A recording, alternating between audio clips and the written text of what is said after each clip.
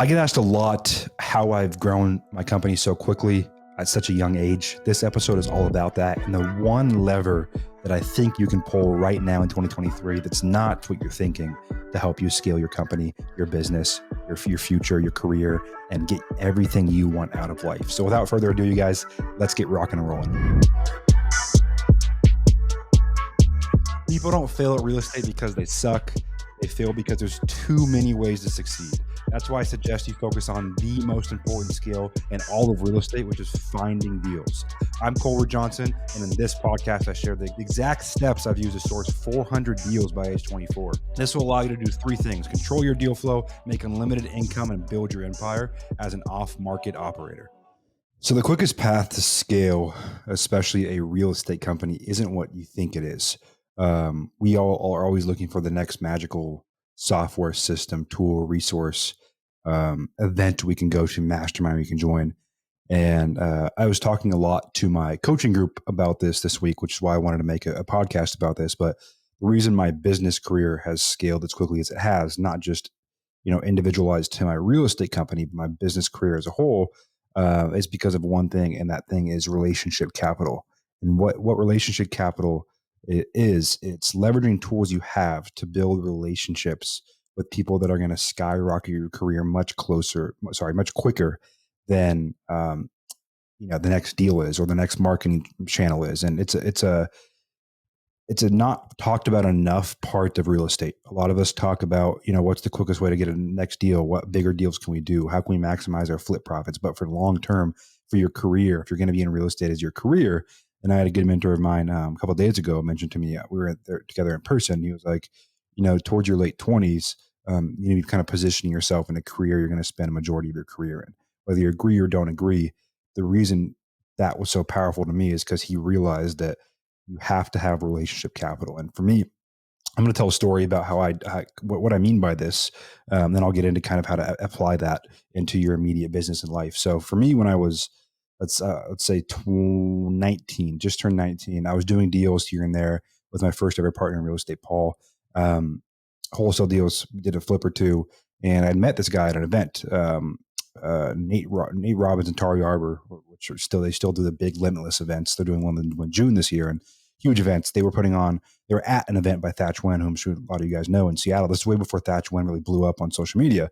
He was just a guy investing in Seattle and did a big mindset event. And I went to that event and I saw Nate and Taro stand up, and I was 19 and I had done the normal round of DMing people saying, "Hey, let's get coffee. I'm new. What do you buy deals?" Whatever that is, the normal thing everyone does when they first hear about real estate, start telling their friends and family, and they start, diving headfirst into real estate. So what that led me to do is I started, thinking in my head, okay, how do I get in front of these people?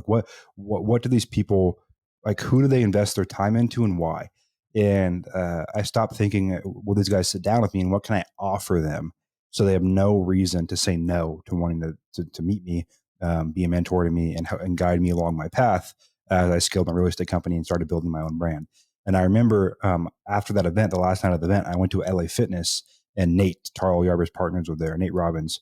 And he got on the treadmill next to me, or I got on the treadmill next to him. I don't really remember. And we tell the story all the time. We laugh about it. And I was like, "Are you Nate Robbins?" And he's like, what is wrong with this weird kid that's pulling off on the treadmill next to me, asking who I am? And I was like, "Yeah, that's, he's like, "Yeah, I'm Nate Robbins. What can I do for you, man?" I was another kid just bothering him because Taro was his partner wanting to get coffee or whatever. And I was like, "Hey, man, let me tell you what I actually am doing in my business to do deals." And he's like, "Man, that's actually something that could be useful for us right away." And he liked me as well. So I talked about on another show how important it is to be likable in this business and be someone people want to be around and hang out with. And so he gave me he's like, "Yeah, man, what's your number? I'll lock you in. I'll set up a coffee." I didn't think anything of it. I didn't badger him for it. Let's say probably a week later, he texted me, "Hey, man, 9 a.m. Thursday, Starbucks in Issaquah, Washington, be there. And Taro will be there." And Taro was there.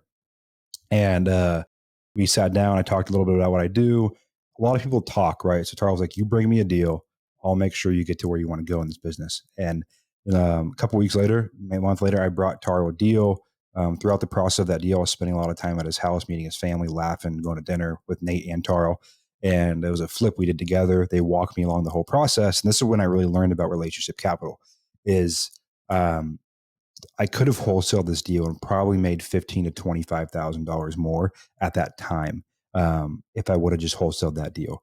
Right. By partnering with him and flipping it, I actually made less money at the end of the day, but I built a relationship that has paid me probably millions of dollars here, sitting here talking to you almost 25 from that decision 6 years ago. And it wasn't that intentional.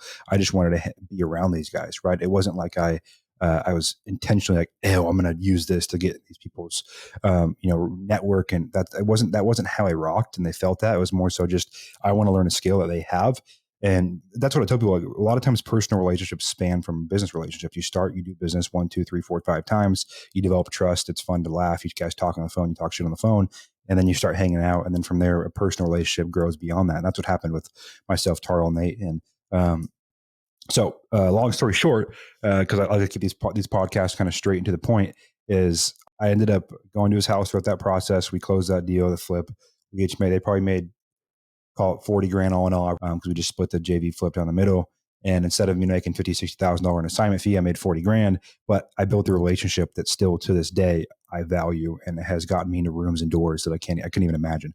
For example, shortly after that first flip, and I had developed that relationship, Charles had invited me over, and I sat in his office and I did a Bigger Pockets webinar, not the podcast. I did a webinar on their page, a live webinar, that got a lot of traction. Then I did a YouTube video with him.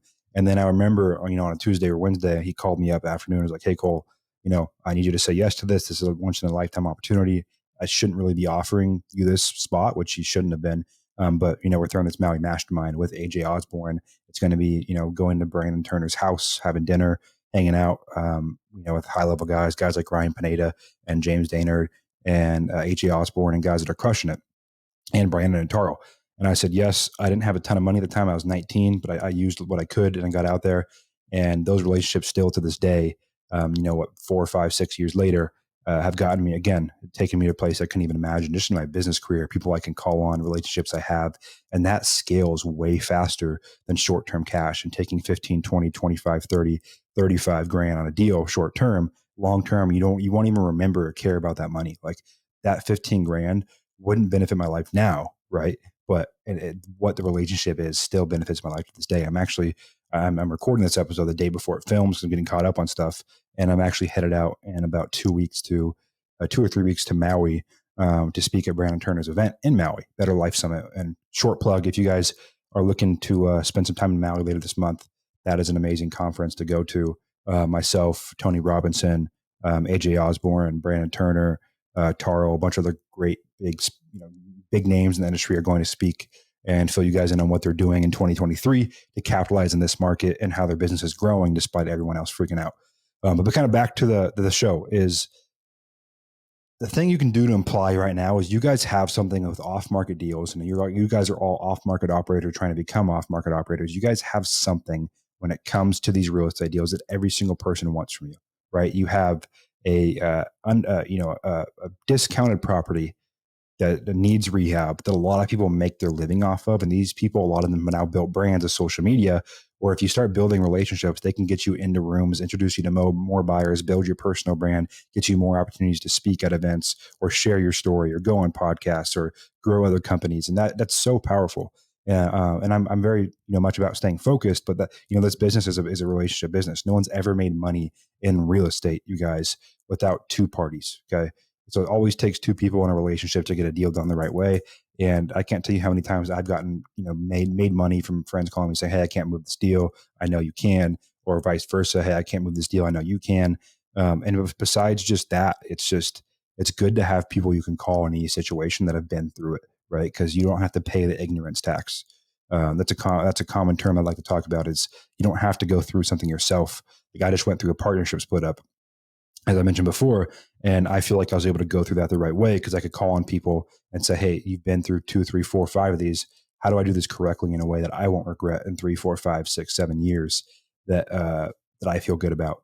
And any situation, when I run into a problem on a deal, a company thing, whatever, if it's A through Z, you name the problem, I have people in my life that have been through it, because I've leveraged relationship capital, and it's not a bad thing, right? It's how most personal relationships when you're out of college and in the real world grow. It's through business.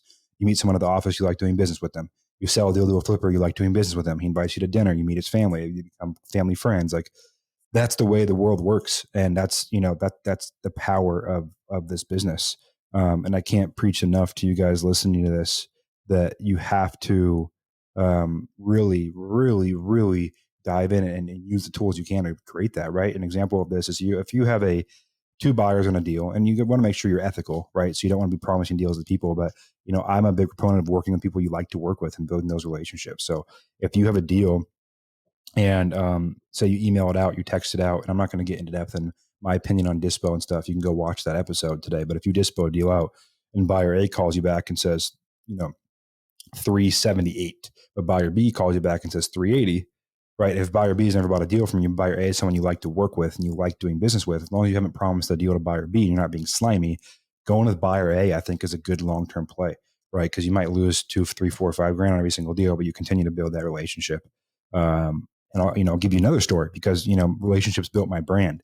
And when I moved down to San Diego, my father-in-law, and my brother-in-law, they flip homes, and they were looking for a house to flip, right? They were looking for a house to flip nonstop. And because of my brand, I was able to go on my story and say, hey, if you have any flips in San Diego, I don't flip in San Diego. My company doesn't do business in San Diego.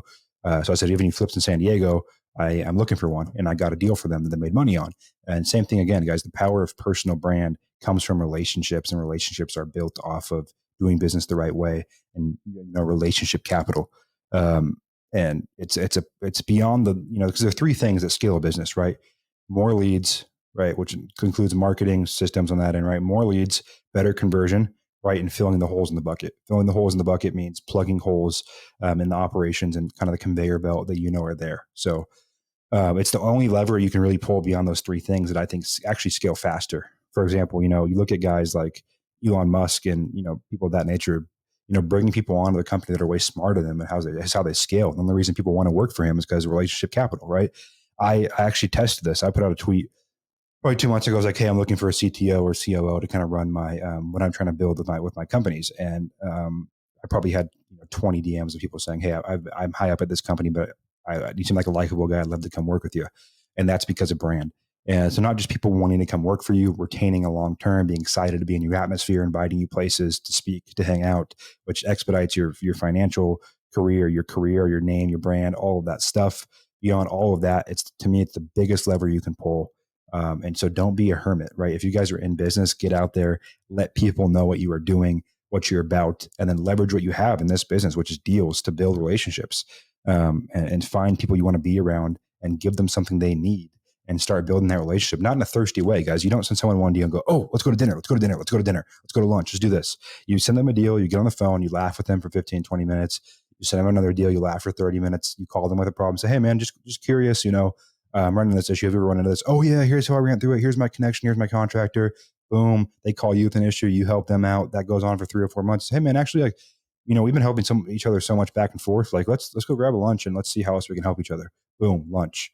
Then you guys go back and forth more. That's how relationships build, you guys. My biggest relationships right now in real estate and mentors and business partners came from years and years and years of doing business together. Tucker, Mary, and the call center were partnered there. Right, that came. I met him through a buddy. I did his podcast. We tried to go back and forth. Became business partners from there. That just went from there. Same thing for my other business partner in there, James, and everyone else I do business with on a regular basis. Relationships were built off of business and doing good business. And that's what I can more than anything else, you guys. If you're already hammering on better leads, more leads, better conversion, and filling the holes in the bucket of your company on the ops side, the quickest thing to me to scale, right? The biggest lever is getting a brand around yourself, which is using relationship capital and using deals to do that. So a little shorter episode today to start the week, guys. Something you focus on this week is, what's 2 to 3 people that you can get in front of this week. If you have deals to sell, leverage those, right? Call them up, say, hey, I have this deal that meets your criteria, and start conversations, guys, and get out there and don't let people know what you're doing. People that share my podcast all the time, I follow a lot of people who I know interact with my stuff, and a lot of people do a really good job of that. And I see them just taking off, and they're sharing back and forth with other people, and they're creating a community, and it scales quicker than you thought, right? I heard a number on Instagram. It was like, if someone tells 2 people about you every single day, and every single person that they tell gets to know you, tell us another 2 people, right? If you do the math on that over like a 10-year, 20-year span, it's millions of people. And when I think about building a brand, that's how it's worked for me. Is when I look back and I was 19, I didn't really have a brand, but I did good business with 2 people. They told 2 other people. They listened to my podcast. They told 4 more people. It's a organic build. Obviously, you have peaks and valleys of that, and times you grow quicker, but that's what it is, guys. So that is what I can recommend, guys. Relationship capital is massive and something I would definitely urge you to continue to, if you already are, continue to build. If not, definitely start thinking and putting conscious effort into that. Hope you guys enjoyed that episode. That is something that's been in my mind for a while, something I've used and been conscious of in my business, and it's built amazing relationships from myself, which helped me in a variety of ways I can't even begin to explain.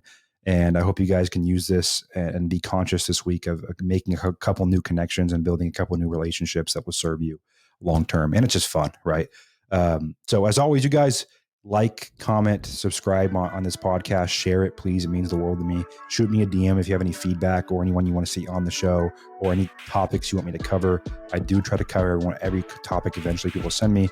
Today was pretty tactical, I think. I mean, it was pretty tactical on how you can go about and start implementing this kind of stuff into your business and helping you grow your network and your brand, which will help you do more deals and make more money and thrive all around. So as always, please go ahead and save this in Apple, Spotify, wherever you like to consume podcasts, when you're on the treadmill, in the car, wherever you consume this kind of stuff. And I appreciate you taking the 15 minutes out of your day. And as always, you are one deal away.